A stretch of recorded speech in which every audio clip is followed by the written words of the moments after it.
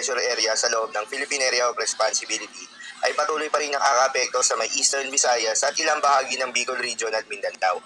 Dahil dito ay asahan yung maulap na kalangitan na may kalat-kalat na mga pagulan at thunderstorms. Ang nasabing low pressure area nga ay huling namataan sa layong 60 kilometers north ng Hinatuan, Surigao del Sur.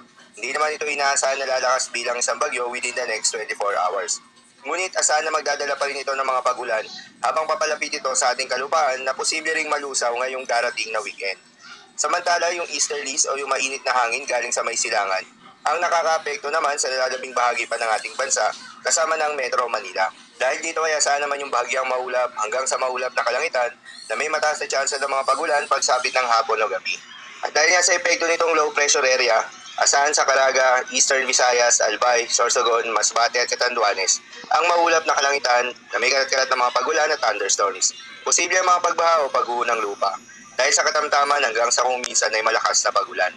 Habang sa Metro Manila at nalalabing bahagi ng ating bansa ay asahan naman yung bahagyang maulap hanggang sa maulap na kalangitan na may kalat-kalat na mga pagulan o thunderstorms na dulot ng easterlies.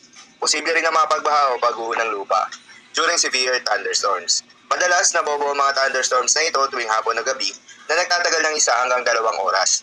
Kaya naman ingat sa mga posibleng banta ng pagbaha at pagguho ng lupa, lalong-lalo na sa mga lugar na inuulan na noong mga nakaraang araw pa.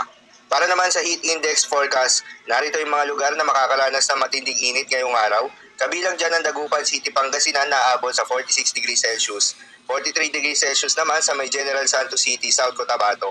Habang 42 degrees Celsius naman sa may Tugigaraw City, Cagayan, Apari, Cagayan, Subic Bay, Olongapo City, Sangray Point, Cavite at Cuyo, Palawan. Habang 39 degrees Celsius naman sa may Metro Manila. Paalala lamang po na huwag kalimutan magdala at uminom ng tubig at magdala rin ng payong kung may lakad.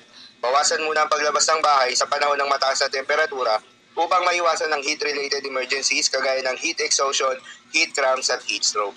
Para naman sa magigilagay ng mga dagat baybayin, ayon sa pag-asa ay wala tayong nakataas na gale warning sa anumang seaboards ng ating bansa.